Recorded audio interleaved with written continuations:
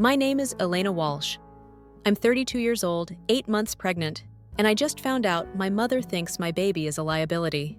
I know how that sounds. I know what you're probably imagining. Maybe a bitter old woman who never wanted kids. Maybe a monster mother out of a crime documentary. But you'd be wrong. My mom, Diana Walsh, is the kind of woman who gets invited to speak at parent-teacher conferences long after she's retired. She bakes lemon scones from scratch and still writes holiday newsletters on actual stationery. To anyone else, she's grace and pearls and perfect posture. But if you scratch the surface even gently, you'd find a coldness that could make bone ache. Growing up, I wasn't abused in the way movies teach you to look for. No bruises, no yelling, just quiet wars, emotional landmines, praise that only flowed one way toward my sister Lacey. Lacey was the golden child. Even when she wasn't trying, she sparkled. She had the kind of charm that made adults chuckle and strangers lean in. She started a TikTok during college and grew it into a full-blown lifestyle brand. Now she's got 3.2 million followers, a white and gold kitchen that's always clean, and a husband who looks like he was cut from a Vineyard Vines catalog. And me, I run a wedding planning business from the edge of Austin. My house is modest. My hair frizzes when it rains, and my ankles are currently so swollen I can't wear anything but Crocs. And still I was proud. I built something with my own hands. I married Torin, a structural engineer with laugh lines and calloused hands, and together we made a life. It wasn't flashy, but it was ours. We planted tomatoes in the backyard. We binged old detective shows and fell asleep with the windows open. And now, after years of trying, I was finally about to become a mom. So when the invitation came in the mail, thick ivory paper with gold foil edges and a wax seal bearing my sister's initials, I should have known better. It was for Lacey and Jordan's second wedding anniversary. Black tie. Held at Silverleaf Hill Country Estate, basically influencer Disneyland tucked into the hills west of the city. The kind of place where champagne flows before noon and everyone's teeth are just a little too white. I stood in the kitchen holding that envelope like it might bite me. Torin saw it and didn't say anything at first, just poured me a glass of sparkling water and waited. He knows me too well. "You want to go?" he asked finally. I hesitated. My first instinct was to burn it. My second was to pretend it never came. But the third, that old wounded part of me, whispered maybe this time. Maybe they'd see me. Maybe they'd ask about the baby. Maybe I could belong. "I think I have to," I said. Torin didn't flinch. He just nodded. "Okay, but the second anything feels wrong, we leave. No questions, no guilt." The day of the event, I wore a blush pink maternity dress that felt like armor. I braided my hair down my back and wore a tiny silver necklace Torin gave me the day we closed on our house. It was all the softness I could manage. My belly was tight and low, and every step felt like gravity pulling double, but I stood up tall. As we pulled up to the venue, I felt it immediately, the hush of money in the air. A valet in all black opened our door. Guests in designer gowns glided across stone walkways. String lights wrapped the trees and music played softly from hidden speakers. It was gorgeous. It was also suffocating. At check-in, we were handed a card with the words Table 17 printed in elegant calligraphy. A server pointed toward a far corner near the back gate. We walked past rows of pristine tables with fresh peonies and gold-rimmed glasses. Ours had none of that. The flowers were wilted, the tablecloth wrinkled. We might as well have been seated in the parking lot. Torin leaned in. "They hit us." I gave a tight smile. "Expected it. Doesn't make it less insulting." "We don't have to stay," he reminded me. "Let's give it a bit," I said, rubbing the side of my belly. "Just long enough to say we tried." I saw my parents by the fountain. My mother wore a champagne-colored gown and clutched a wine glass like it was an accessory. My father, Martin, stood beside her, looking like someone trying to remember what joy felt like. Neither of them looked toward me. Lacey made her entrance down the steps as if cued by a director. Her dress shimmered in gold sequins. Her hair was curled and sprayed into immortality. She laughed at something someone said, then hugged a local news anchor. Not once did her eyes land on me. I took a deep breath. This wasn't new. It just hurt more with a baby under my ribs. Torin got me some water and a small plate of fruit. I tried to sip and smile, but then my mother came over. "You look Tired, she said, scanning me like a flaw on fabric. 8 months pregnant will do that, I said. She didn't acknowledge it. Instead, she motioned for my father to join her. We wanted to talk. The budget for tonight ran a bit over. Florals, catering, last-minute decor, you understand. I blinked. Are you asking us to help pay? Martin cut in. 10,000 should cover it. My mouth dropped open. You're serious? It's for your sister, my mom said. A little support from family would mean a lot. I wasn't even part of the planning. You sat me next to the trash bins. Martin frowned. Always with the dramas. I'm not giving you 10 grand. I'm about to have a baby. That's where our savings are going. My mother's eyes hardened. If you really cared about your child, you'd understand the importance of sacrifice. Torrin stepped in. We're done here. But it wasn't done. Because not even 10 minutes later, Lacey came up with a drink in one hand and a grin that didn't reach her eyes. I heard you're causing problems. Can't you just do one thing right for once? I stood. You need to back off. She reached out and poked my belly with a finger that still had rhinestones glued to the nail. You've been milking that bump since day one. Nobody cares. And then she shoved me. Not hard, but enough. My balance wobbled. I caught the edge of the table. And that's when my mother stepped in. Not to break it up, not to de-escalate, but to finish it. She put both hands on my chest and pushed. A full-bodied, deliberate shove. My feet slipped on the stone tiles. I felt air, then cold, then water. The world went blue. I couldn't breathe. My dress tangled around my legs. My stomach cramped with the sudden impact. Panic screamed through my chest. I clawed toward the surface. Then arms wrapped around me, Torrin. He pulled me up and out. My body was shaking. My teeth chattered. And then I felt it. Warmth between my legs. My water broke. Torrin's voice was shouting for help. Someone called 911. A security guard yelled for the police. A paramedic kneeled beside me and checked the baby's heartbeat. And through the blur of chaos, I saw my mother. Calm, untouched, silent. That's when it hit me. This wasn't a breakdown.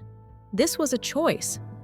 A family that didn't just overlook me, but one that actively wanted me erased. As the ambulance doors closed around me, sirens screaming, I whispered to Torrin, "They don't get to win, not this time." And that's where everything changed. Because betrayal isn't always a knife. Sometimes it's a shove into a pool. Sometimes it's the sound of water crashing around you, and the realization that no one on land ever planned to pull you out. But I survived, and I wasn't done. The ride to the hospital felt like a blur wrapped in sirens. My teeth were still chattering from the cold, my dress soaked through, and clinging to me like a second skin. Torrin sat next to me in the ambulance, gripping my hand so tight it hurt, and I didn't tell him to stop. I needed to feel something that wasn't betrayal or fear. A paramedic hovered above me, calm but focused, adjusting monitors, and reading out vitals to someone over a headset. She's 36 weeks, early labor, possibly trauma-induced. Fetal heartbeat is stable for now. ETA 7 minutes. Trauma-induced. I stared at the ceiling of the ambulance white lights whizzing past in a blur. That's what they called it, trauma. But what do you call it when your mother pushes you into a pool while you're carrying her grandson? An accident. A misunderstanding. No. Not this time. It was intentional. I saw it in her eyes. Torrin was talking, his voice cracking but steady enough to sound like a rope I could hold onto. You're okay. You're strong. Just breathe through it. He's gonna be fine. You're gonna be fine. I didn't answer. I couldn't. The cramps were getting sharper, more rhythmic. My body was responding to the violence like it was time to eject the life inside me. A part of me screamed that this wasn't fair, that he wasn't ready, that I wasn't ready. But babies don't care about timing. They come when they come. And mine had just been given a terrifying push out of the quiet safety he'd known. When the ambulance pulled up to St. Gabriel's Hospital, I was wheeled straight through sliding doors into a sea of fluorescent lights and rushing bodies. Nurses in scrubs moved around me like a symphony. One checked my blood pressure, while another peeled the wet dress from my legs. A doctor leaned over me, Dr. Lisa Bennett, my OB/GYN, thank God, and looked me in the eye. "Elena, you're safe now. The baby's okay, but you're in active labor. He's coming sooner than planned, but we're going to do everything we can to keep you both healthy. You with me?" I nodded barely. I felt like my body had become a vessel I was watching from the outside. I was still seeing the water, still hearing my mother's voice, still feeling Lacey's finger press against my belly like I was just flesh, not family. They moved me to a labor and delivery room, and things got real fast. I'd written a birth plan. Music, dim lighting, aromatherapy. None of that mattered now.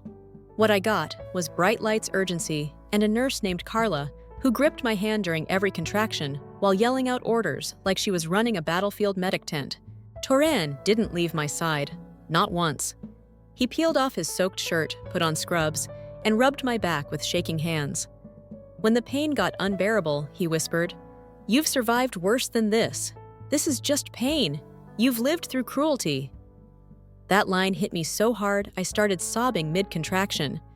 It wasn't just the pain of labor, it was the release. I had spent a lifetime holding it in, and now it was breaking loose one scream at a time. I kept hearing voices from my past. My mom's snide comments, Lacey's judgment. The phrase, "you're just being dramatic," echoing in my head. But in that moment, strapped to a hospital bed, screaming and sweating, I didn't feel dramatic. I felt like a goddamn warrior giving birth on a battlefield no one prepared me for. After hours that felt like lifetimes, Dr. Bennett leaned in and said, "He's crowning, just a few more pushes." Torin was crying beside me. "He's almost here, Elle. He's almost here." And then, like a wave breaking over the rocks, I pushed one last time, and he was out. A scream filled the room, sharp and pure and angry at being forced into a world so soon. My son. They laid him on my chest, and the first thing I did was laugh through the tears, through the exhaustion, through the hurt. I laughed because he was real and loud and so alive. We named him Micah. It means, who is like God, a question, a declaration, a dare.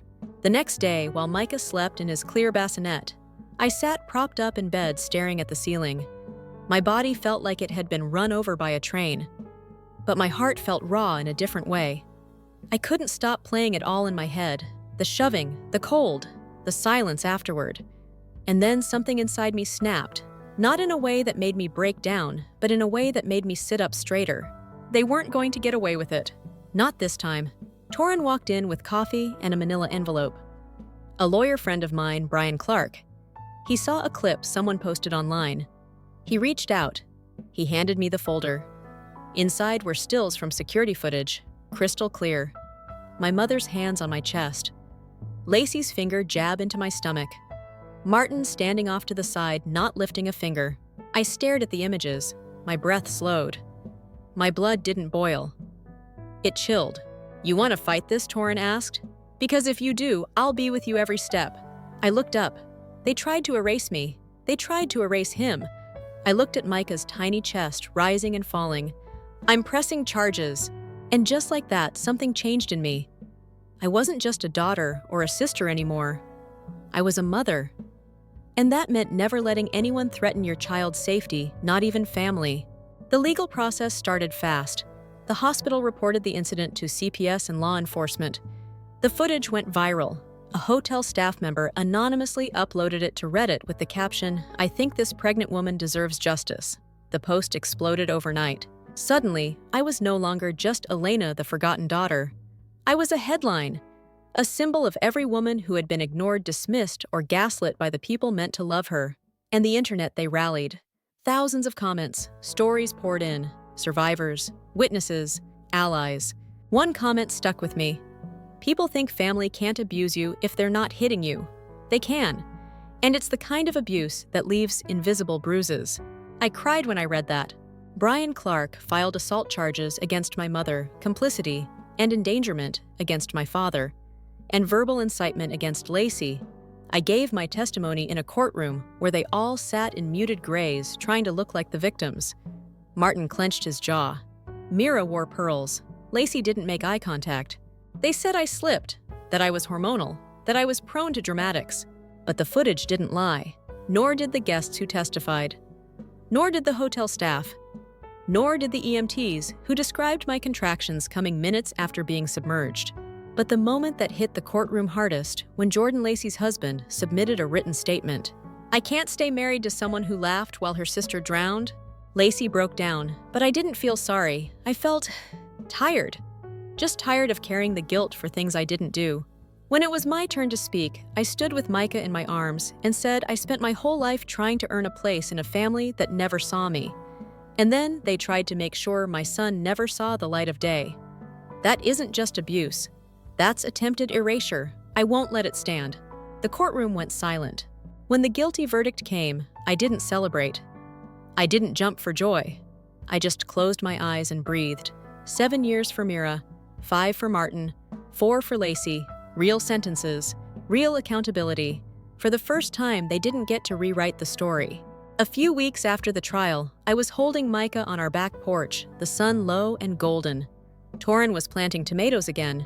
There was dirt under his nails and a piece on his face I hadn't seen in months. Micah giggled at the breeze. I looked at him and said, "You'll never have to beg to be loved. I promise you that." But even as I said it, I knew it wasn't over. Because healing doesn't stop when justice is served. Healing is a long road, and some of the monsters we fight live inside the mirror. The voices, the memories, the gaslighting, they echo long after the gavel falls. But now I had a reason to walk that road with my head up and my son in my arms. Because my name is Elena Walsh. I was pushed, I was broken, but I didn't sink. I rose. And now I'm building something they can't touch. It's strange what people remember and what they forget. After the trial, people in town started treating me like I was made of porcelain or iron, either too fragile to touch or too hard to approach. I became that woman who sued her own family. Some whispered about me in grocery stores. Others smiled too politely, like they were trying not to look at the scars they assumed I wore. But here's the thing, surviving something like that doesn't mean you're broken or brave. It just means you're still here. And some days, just being here felt like a battle of its own. I had Micah strapped to my chest in one of those wraps that looked complicated, but made me feel like a warrior mom. He was sleeping his tiny hands tucked beneath his chin, unaware of how heavy the world could be. I was standing in line at the post office, mailing out thank you cards to the nurses who helped deliver him. The woman behind me leaned in and whispered, "Good for you, sweetie." I read what happened. Took guts.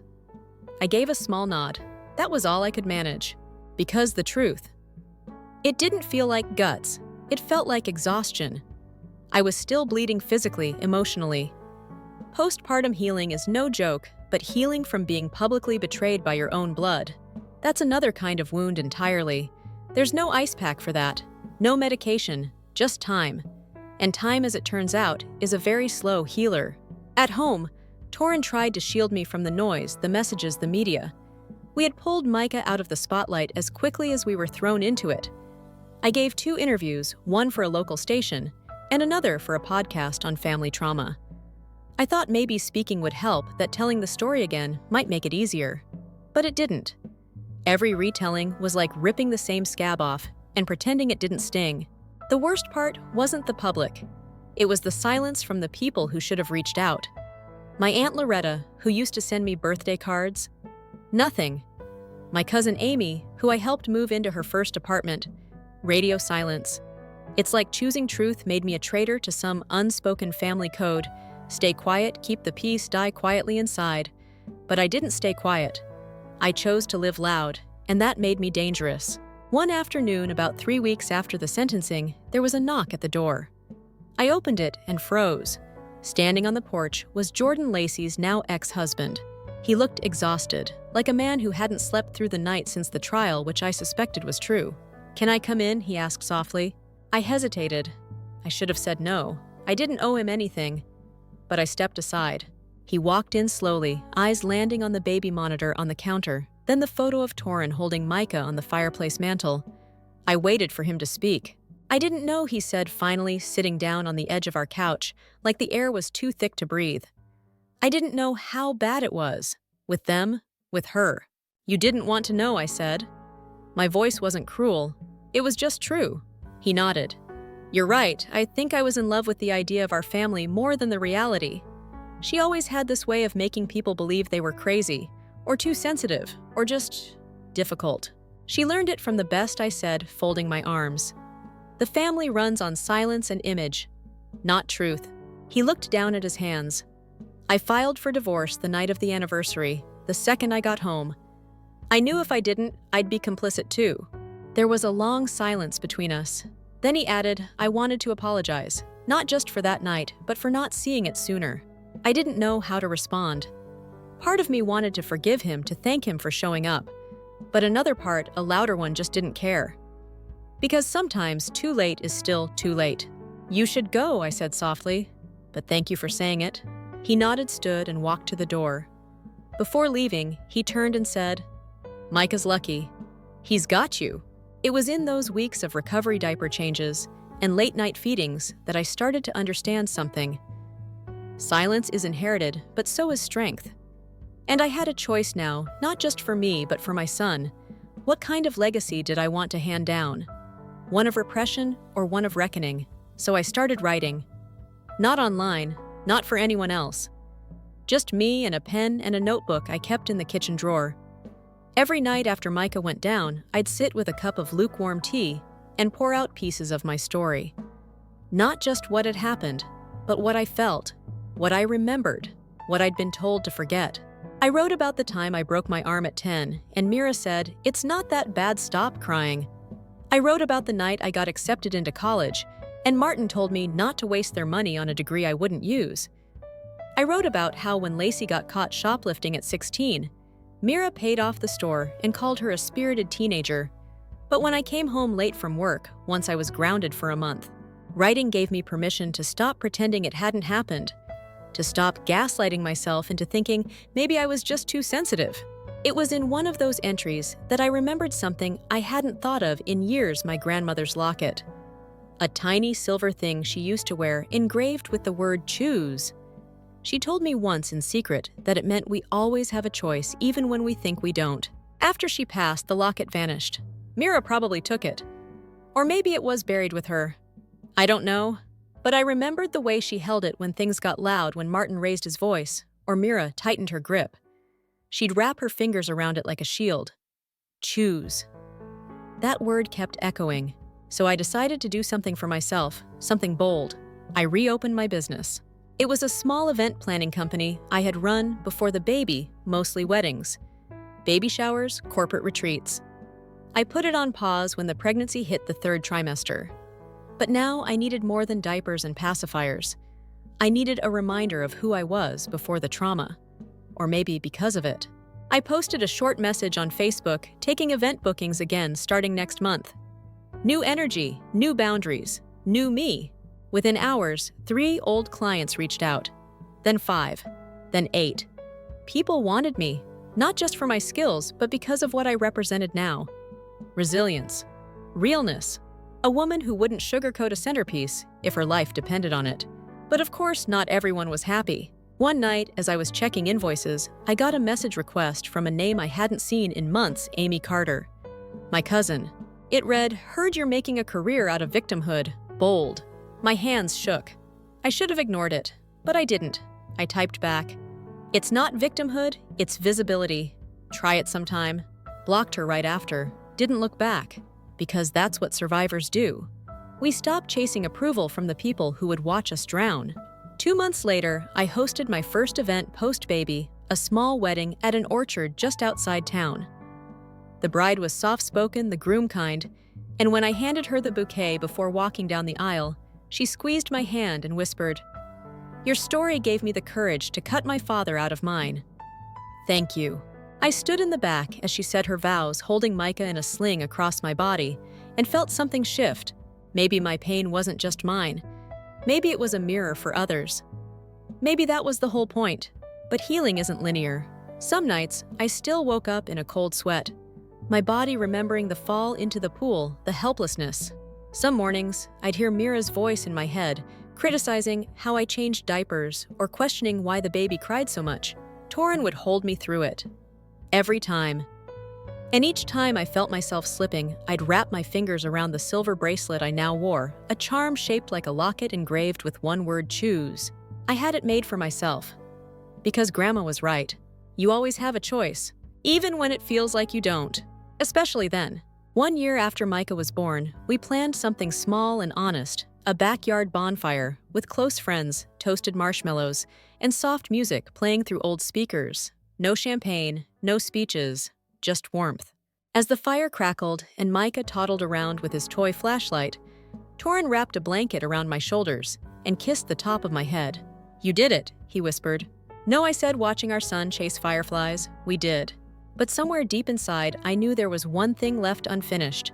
My parents' house had gone on the market last week, an old estate now emptied by consequence. It sat just 10 minutes from here, bones of a family buried inside. And the locket, I had a feeling it was still inside. A relic, a key, a symbol I wasn't done with. I looked up at the stars and whispered to myself, "It's time to go back, just once." My hands were shaking as I pulled into the driveway of the house I grew up in. That damn house, the one that looked picture-perfect from the outside, white siding, green shutters, manicured bushes that Mira paid to have trimmed twice a month. But behind those walls, there was no warmth, no safety, no love unless it had a string attached. The house had been empty for a few months now. After the court sentencing, it went on the market, and I saw the listing purely by accident, though, if I'm being honest, I think the universe was calling me. Not for closure. I wasn't naive enough to believe closure was a destination. I just needed to stand in that place as the woman I'd become. Not the girl they ignored, not the daughter they silenced. Me. Torin offered to come with me, but I told him no. This wasn't his battle. And it wasn't Micah's either. Some ghosts you face alone. The key was inside a lockbox that the realtor left instructions for. Punch in the code, slide it open, turn the knob. Easy. But no one warned me about the weight of opening that door, how it would feel to smell the same old polished lavender cleaner Mira insisted the maids use, or to see the sun streaming through the front window exactly how it did on the day I left for college, alone, holding my own suitcase. The house was quiet, too quiet, not peaceful but suspended, like it was holding its breath, waiting to see what I'd do. I walked room to room slowly. The wallpaper hadn't changed. The art prints were still straight. Even the damn coat rack stood there untouched. It was eerie how perfectly preserved a toxic place can be. Then I saw it. The curio cabinet in the hallway, my grandmother's, locked like always. Inside were all the family heirlooms, china figurines, trinkets from travels. Only they were invited on. And front and center, hanging on a velvet backing, was a silver locket. Grandma's, the one she used to wear every Sunday right over her heart. I remembered her telling me when I was maybe 8 or 9, "This locket isn't just jewelry, Sienna. It's a reminder every day you get to choose who you are, not them." And she tapped the engraving on the back, one word, "choose." I never forgot it. And now here it was.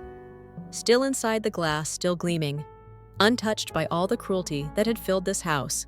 I went to the hallway drawer, just like I'd watched Mira do 1,000 times. Second one down under the bills and clipped coupons a tiny gold key. My hands barely shook as I slid it into the lock and opened the cabinet. I reached for the locket, and for the first time since stepping into that house, I felt steady. I felt rooted, like I was reclaiming something that had been buried. And then the door opened behind me. Footsteps, 2 sets, soft but purposeful. I turned around expecting maybe a realtor, but it wasn't. It was Lacey and Amy. Of course it was. Lacey looked different, older, tired. Not in a bad way, just worn down. Like the weight of pretending had finally started taking a toll. Amy, on the other hand, looked just like she always did. Arms crossed, jaw locked. Ready for a fight she swore she didn't start. "I figured you'd come," Lacey said. "Eventually." I didn't answer right away. I looked at the locket in my palm, then back at them. "You following me now?" Amy scoffed. "We got an alert from the security system. You used the code." "Right," I nodded. "The code that's still taped to the back of the mailbox. Super secure." Lacey stepped forward cautiously. "I'm not here to fight. I just wanted to see you."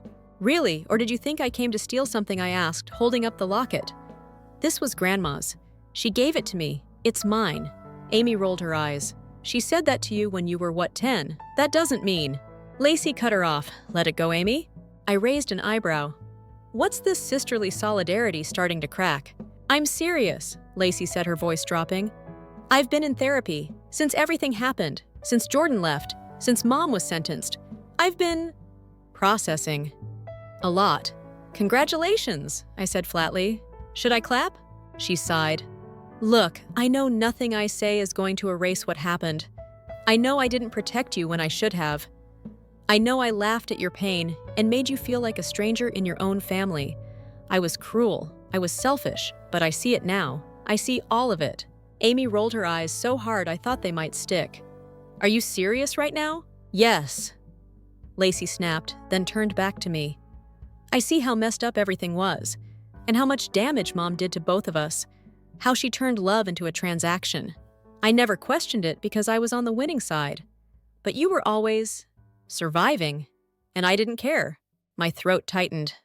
God, I wanted to hate her. I should have hated her, but standing there vulnerable, messy, undone, it wasn't a performance.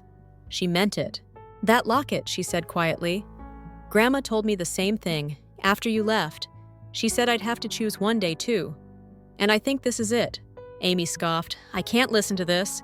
You're just trying to make yourself feel better. No, I said finally. She's not. She's trying to make me feel seen for once. The silence that followed was sharp. I don't hate you, I said to Lacey, but I'm not ready to forgive you either. That'll take time, and consistency, and proof. But this is a start. She nodded slowly. That's fair. I glanced at Amy. She looked like she wanted to set the whole house on fire. I'm leaving now, I said. You two can figure out who gets the leftover wine glasses. But this, I touched the locket. This is coming with me.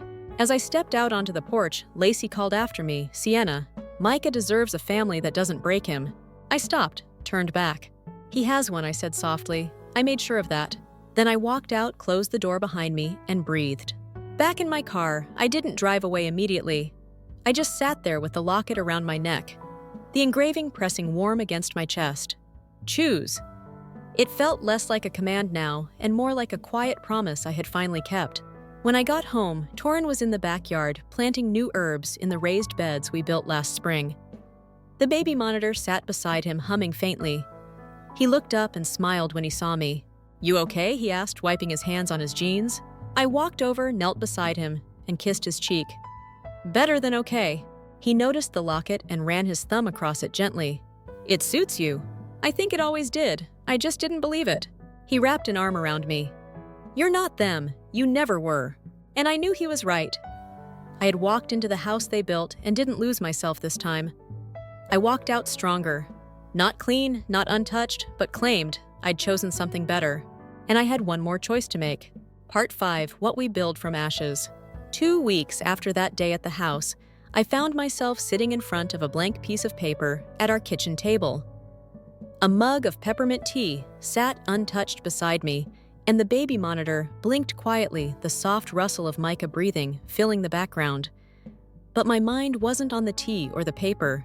It was on a question that had been needling me since I walked out of that childhood home with the locket pressed to my chest. What now? It's a strange kind of silence that follows survival. The world doesn't cheer. There's no grand applause, no trophy handed over, just quiet. And in that quiet, you're left to decide what comes next. I had won in a way. Justice was served. My abusers were behind bars. My son was safe. Torin and I had peace. But there was still something inside me that hadn't settled. I wasn't angry anymore. I was restless, like I hadn't yet spoken the last sentence of my own story. So I started writing a letter. Not to Mira, not to Martin, not to Lacey or Amy. I wrote to Micah. I told him everything. About who he came from and who he didn't have to become. About strength and softness and how both lived inside him. About the nights I cried in silence, growing up hoping someone would see me. About how his father saw me and how that changed everything. I told him the truth. Not the prettied-up version. Not the sugar-coated family history. The real truth. It took me 3 days to finish that letter. I tucked it into a box with the hospital bracelet from his birth, a printed photo of Torin holding him in the delivery room, and the locket. One day when he's older, he'll read it, and he'll know that the cycle ended with me. But the story didn't end there. It was a Tuesday when I got the email from a woman named Darla Trent, a producer at a nonprofit podcast that focused on women's survival stories. We came across court documents and background about your case, she wrote. We believe your voice matters. Would you consider being interviewed? My first instinct was no, hell no. Why reopen that door? Why speak about pain when I'd just finally learned how to live without it in my mouth? But Torin said something that stuck with me. You said the silence hurt you growing up. Maybe breaking that silence for others is the point. So I said yes. The interview wasn't flashy or dramatic. It was recorded in our living room while Micah napped and Torin took a walk around the block. Darla was kind, respectful, and calm, but she didn't pull punches. She asked about the pool, the locket, the courtroom, the look on Mira's face as the sentence came down. And I answered everything. But what I didn't expect was what came after. Emails, hundreds, from strangers. Women who said, "Your story is mine, just in different colors." From daughters, estranged from their families. From men who had watched their wives shrink under the weight of generational guilt. From teenagers afraid to speak, and grandmothers who finally did. One message read, "You gave me the courage to leave." I packed my bags and walked out with my kids. "We are in a motel tonight. It's not much, but it's ours. Thank you." And just like that, I realized I hadn't just closed a chapter. I had lit a torch, and people were walking behind it. I created a blog, a space for others to share stories anonymously. I called it The Unchosen Ones. It grew fast, too fast almost. And one night, while rocking Micah back to sleep during a teething spell, I realized something. I was doing exactly what I wished someone had done for me. That realization brought me peace. Not the kind that's loud or triumphant, the kind that settles in your bones like warm light. And then I got a call that cracked it all open again. "Hi, is this Sienna Marks?" "Yes, this is Detective Harlan from the Portland Police Department.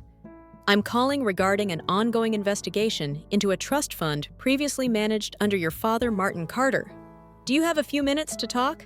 The word trust fund hit me like ice water. Turns out, Martin had been managing a charitable trust set up by his parents, supposed to benefit youth in underprivileged communities. But instead, he'd been redirecting the funds quietly in small amounts over years. And now, someone from his firm had come forward. I almost laughed. Of course he was. The man who once asked me for $10,000 at a dinner table was sitting on hidden wealth while I was scrounging for coupons in college. "Ms. Marks, you may be entitled to a portion of the recovered funds as next of kin. But more importantly, your testimony could help establish a pattern of behavior." There it was, another choice. Stay quiet, let it go, or testify again. Reopen the wounds. Put my name on another public record. I looked at Micah asleep in his crib that night and thought about all the things I'd promised him. Safety, truth, justice. So I called the detective the next day and said yes. The court date was scheduled 6 weeks out. I didn't tell anyone except Torin. Not even Lacey. I wanted to walk into that courtroom alone, not as a daughter or a victim, but as a witness, as a mother. I wore the same locket. Inside the courtroom, Martin looked smaller, older. Defeated in a way I hadn't seen before. He didn't meet my eyes. I testified clearly.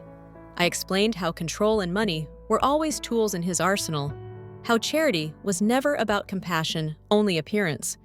The prosecutor nodded through it all. The defense didn't even cross-examine. The judge ordered restitution and probation with federal oversight. Not prison this time, but shame. Public disgrace. Every dime he funneled had to be repaid, and his license to practice accounting was revoked permanently. As I left the courthouse, the press tried to swarm. I kept walking. There was nothing left for me there. Later that evening, Torin and I sat on our porch, watching Micah crawl around in the grass, chasing a ladybug, with the kind of pure, unburdened joy that reminded me why everything had been worth it. "Do you think he'll ever understand?" I asked Torin quietly. "He won't have to," he replied. "Because he'll never experience what you did. That's the point." And I knew he was right. We stayed outside until the sun dipped behind the trees, the sky going from peach to lavender to deep blue. I reached into my sweater pocket and pulled out a folded paper, a letter Lacey had sent me earlier that week. She didn't know about the court date, but her timing was eerily on point. She wrote, "I found something in Mom's closet. An old photo album. Tucked behind one of the pages was a note addressed to you. I think she wrote it years ago, but never gave it to you. I'm sending it your way. Do what you want with it." I hadn't opened it yet. I wasn't sure if I was ready. But as I sat there, Micah giggling nearby, the locket warm against my chest, and the night air soft on my skin, I knew what I had to do next. That night after Micah had fallen asleep and Torin had turned in early, I sat alone in the quiet of our living room with the letter in my lap. The house smelled faintly of cinnamon from the tea I'd made earlier, and the only sound was the ticking of the old kitchen clock we'd brought from the old place, a relic from a home that once held so much silence it echoed. I stared at the envelope. My name in my mother's cursive, soft and slanted the same way she wrote birthday cards to Megan. But this wasn't a birthday card, and this was the first time I'd ever seen her handwriting addressed to me in a way that didn't feel obligatory. I opened it with steady fingers. Inside was a single sheet of paper, aged just enough to have softened along the folds.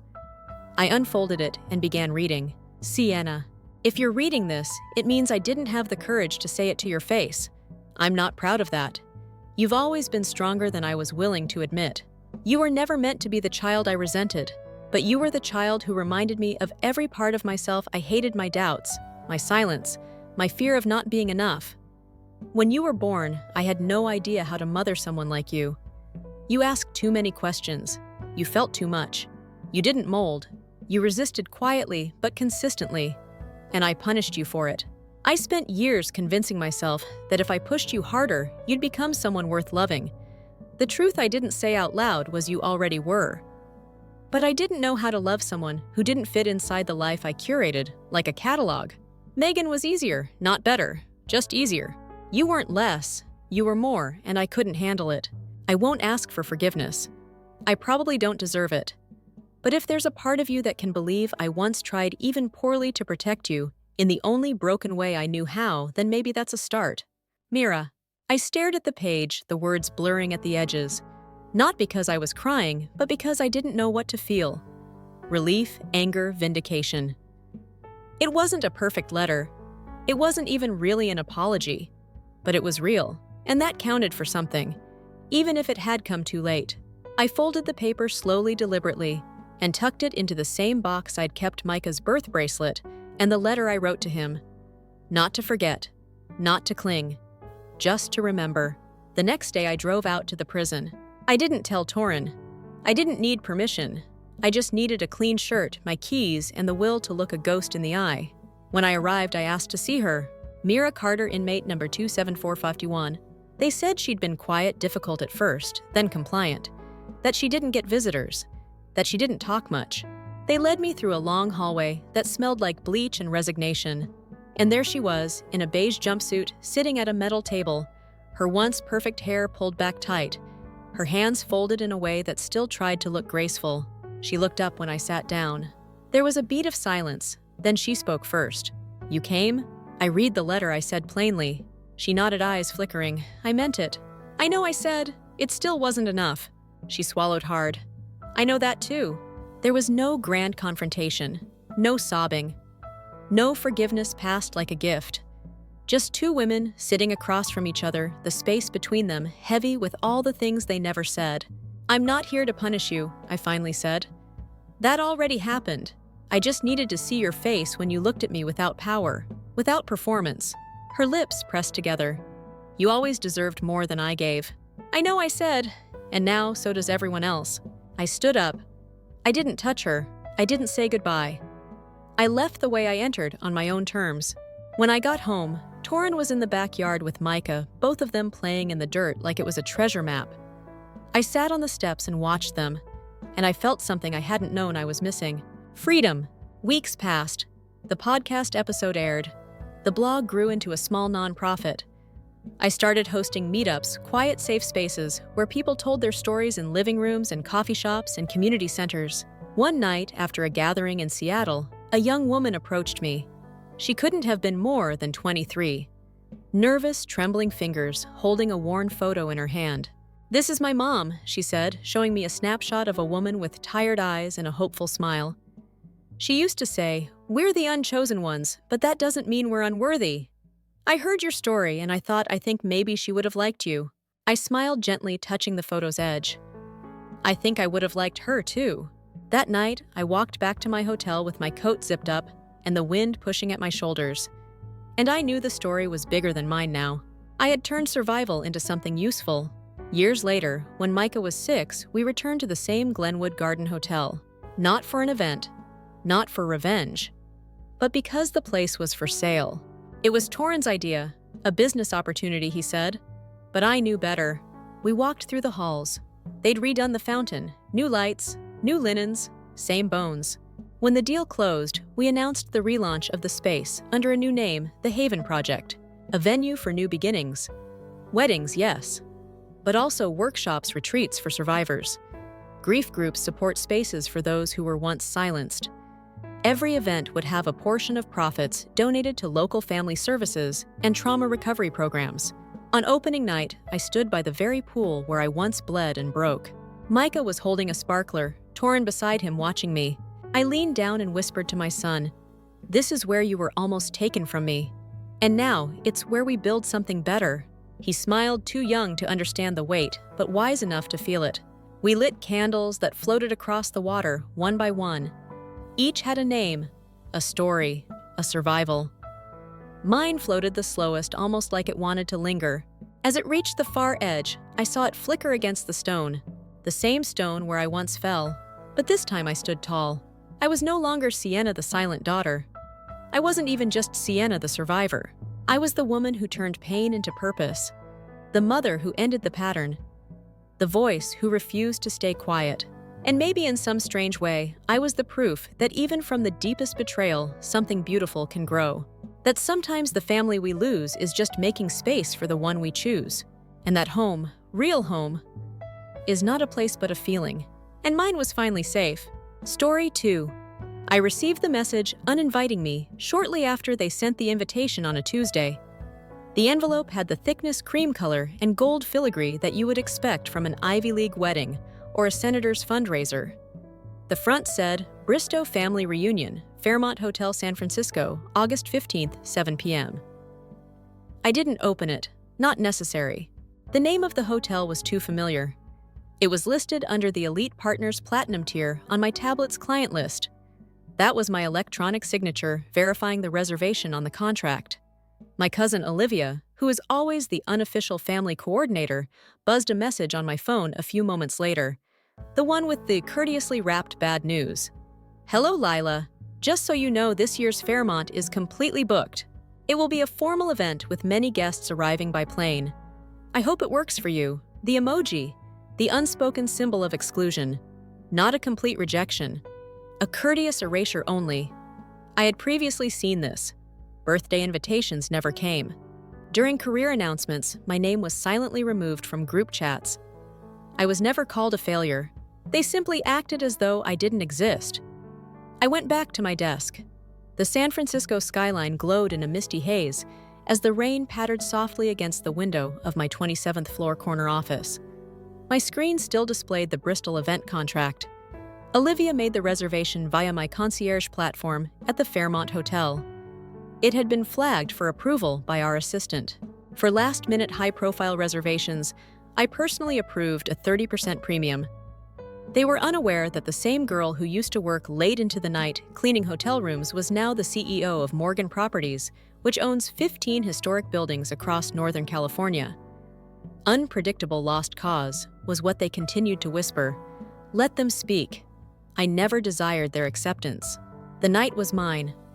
I walked over to the bookshelf and took out a tiny black frame that was hidden behind my business books. There was a battered plastic badge inside. Lila Housekeeping, San Francisco Grand Pacific Hotel, 2013. That night, I placed it prominently on my desk to remind myself why I had said yes to myself when everyone else had said no, even though I hadn't seen it in years. There are two kinds of people in this world, according to my mother. Those who inherit names and those who carry legacies. After supper, when the wine had relaxed her speech, she would whisper it. We were supposed to. Not as though everything he said was legally binding. When I first realized what my role was, I was 11 years old. The burden, not the name.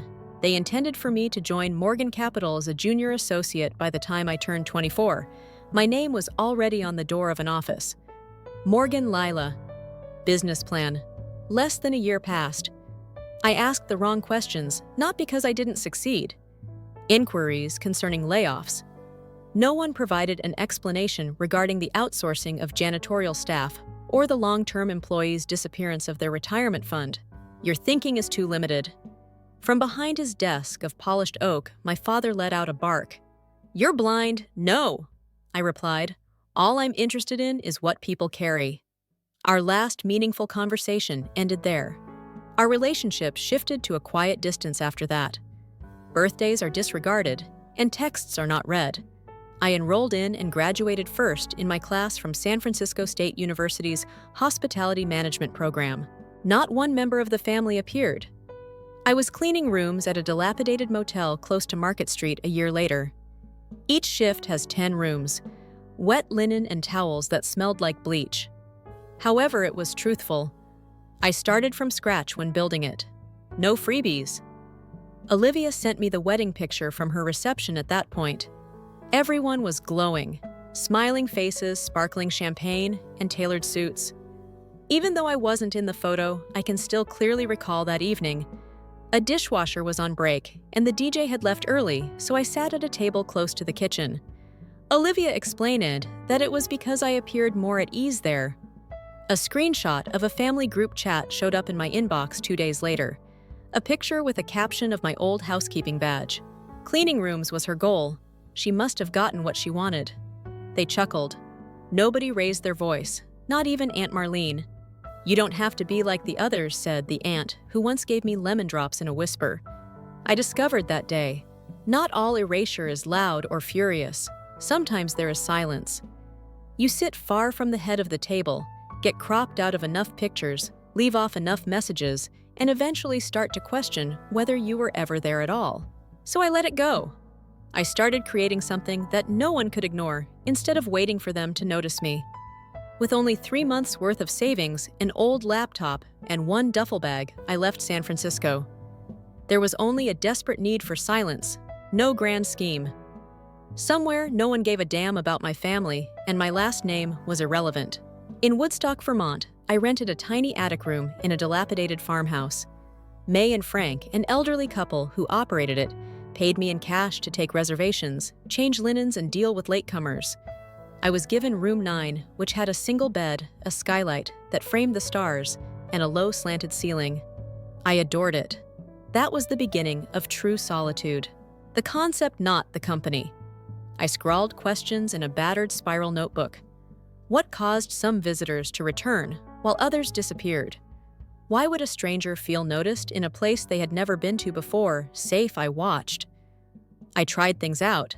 A confused sign, a crooked bench, and a buzzing lamp. I made all the repairs without a budget. Just be mindful. Soon, guests started asking for Lila, not Miss Morgan, Miss Lila.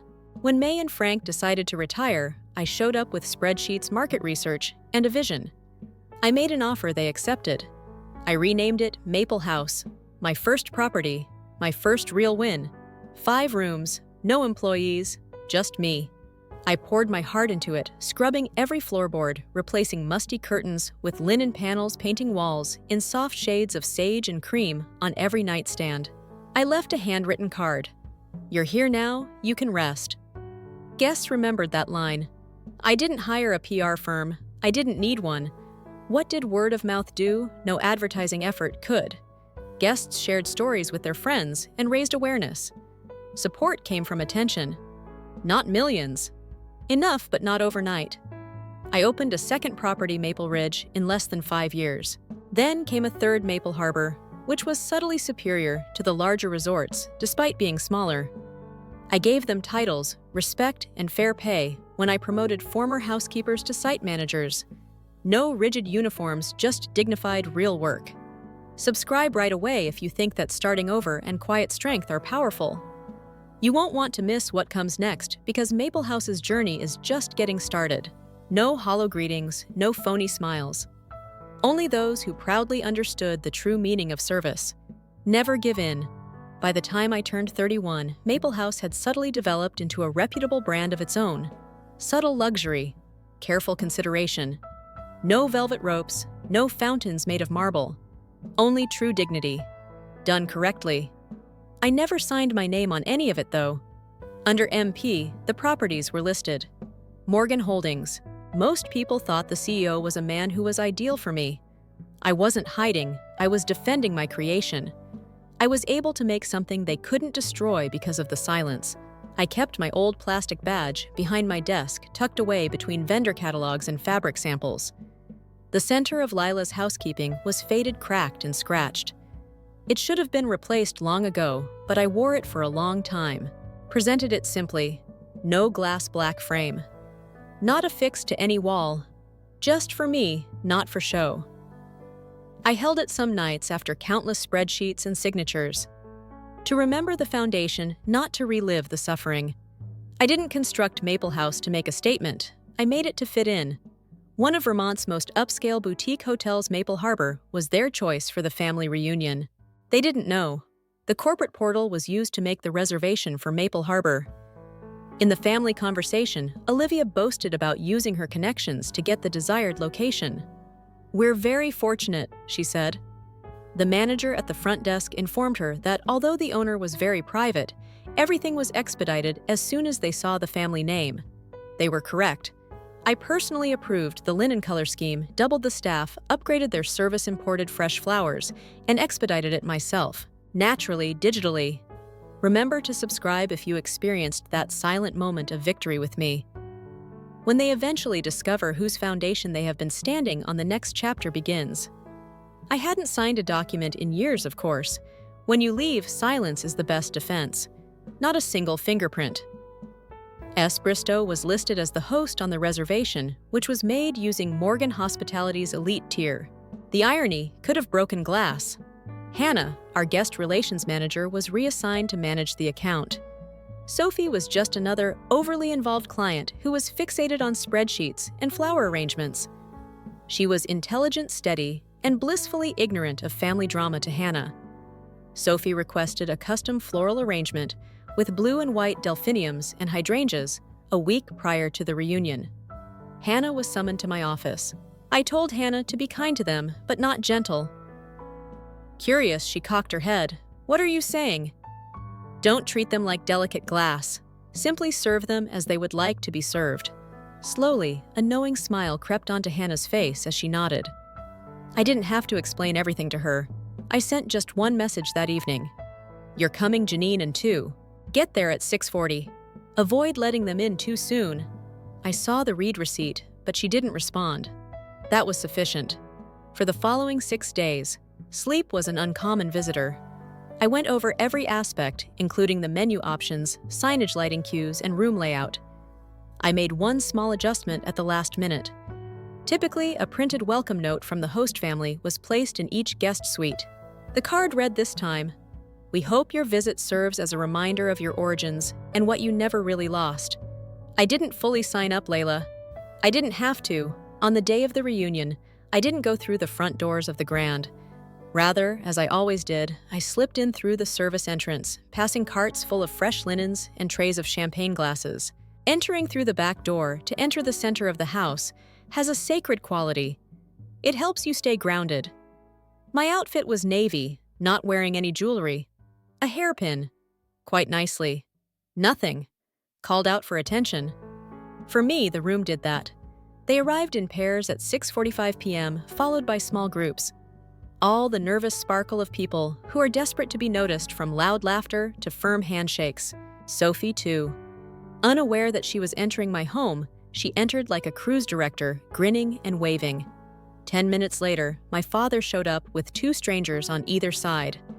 I instantly recognized sleepwatches, polished shoes, and finance types, the kind of men who use spreadsheets to build empires, but don't remember the janitors' names. From a tiny monitor hidden just past the kitchen hallway, I observed. Present, but hidden. I was not missed. The beauty of it was that no one searched for me anymore because I had been removed from their story so long ago. However, that was going to change. The ballroom lights dimmed just enough to silence the conversation and pique interest at precisely 7:15. Then the noise. 3 gentle chimes, slow and methodical. Sophie was in the middle of describing the personalized glassware. With a clipboard in hand and his customary cool professionalism, our guest services manager Everett came over to her. "The owner has asked that we start the welcome presentation right away." "Miss Bristow?" he said softly. The owner was perplexed by Sophie's blinks. "Well, I don't believe that's required. I have been working with your office for weeks, and we have already expressed our gratitude to the staff. Usually, the owner doesn't do these things." Everett remained silent. All he did was turn to the stage. The screen came to life. White and crisp with a soft navy background and a clean serif font it's hard to miss. Layla Morgan, the CEO of P. Morgan Holdings, founded Maple Harbor. The space grew cold. Sophie's float broke on the marble floor after slipping out of her hands. The back did not speak, but my father's jaw tensed. There was a murmur. "Hold on what?" above the ballroom. I stepped onto the landing. Baby dress poised and composed, hairpin back heels clicking softly. I was just like the woman they said I would never be. "Good night," I said in a calm, steady voice. "I'm aware that many of you were surprised to see me here tonight." "Hold on."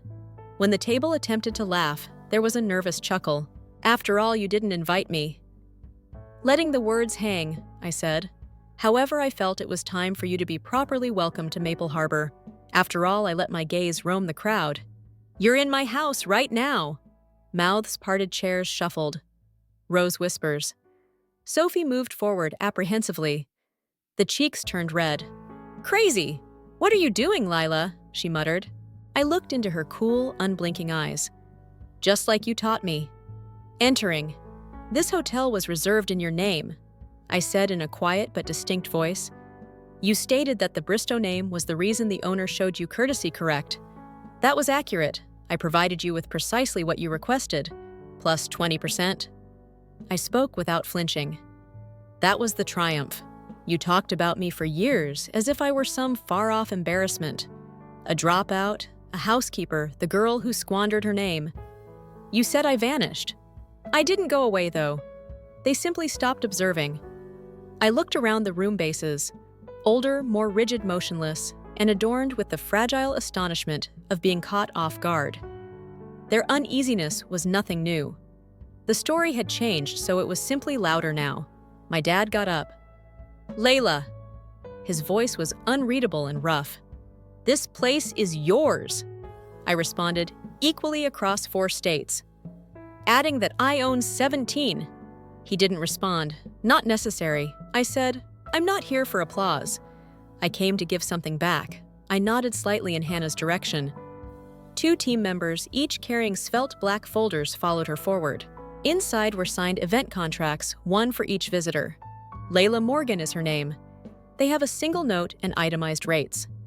Occasionally, the story you attempted to remove still ends up on the wall close to the rear. Janine laughed softly, knowingly. "Why didn't you use your full name from the beginning?" a gentle older man standing next to my father asked. I hesitated because I wanted to construct something before anyone made a decision about what it should be.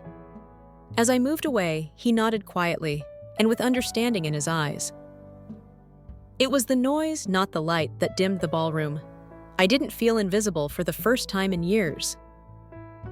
A diplomat was discreetly assigned to the VIP suite that Sophie had insisted on calling 4 times to secure. Arriving late, she was heavily pregnant.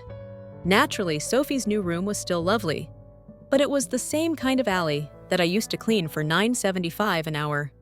Aunt Janine came looking for me, but my father never did. After 11 p.m., she knocked on the door of my office. She wasn't invited in. She didn't inquire. All she did was give me an envelope. It contained a picture I hadn't seen in many years. I was on the back porch of the old Bristow house, maybe 8 years old. My father's hand rested lightly on my shoulder while he held a pitcher of lemonade in both hands. Not for anything noteworthy, but because I spilt the lemonade a few minutes later, I remembered that day, fearful of receiving a reprimand. Nobody spoke. They chuckled. I didn't feel like I belonged on the back again after that. You were woven into Janine's looping script. That was all. Before I could say anything, she was gone. I rode the elevator to the service floor the following morning. The housekeeping staff was getting started. Some gave a nod. A young woman grinned and then averted her gaze. I strolled over to the former supply room. Our break area is now. Near the rear wall was a coat rack.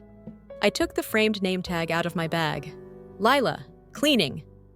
Above the jackets, I hung it. No spotlight, no plaque, just a nail and some wood. Sophie left a note in her room later that day. "We did something that you didn't deserve." Although I didn't respond, the return address appeared on the reunion invitations sent out the following spring. Caldwell Miracle at Ellen.Group. Please subscribe and stick around if my story speaks to you. I didn't construct Maple Harbor to make a statement. I constructed it to provide a home for people like us. Tell me what they attempted to remove from you in the comments section below. Even if the voice is only a whisper, it still matters. If you have ever been forgotten or forgotten, no, you are not by yourself. It matters how strong you are in silence. And your future is built with each little step you take.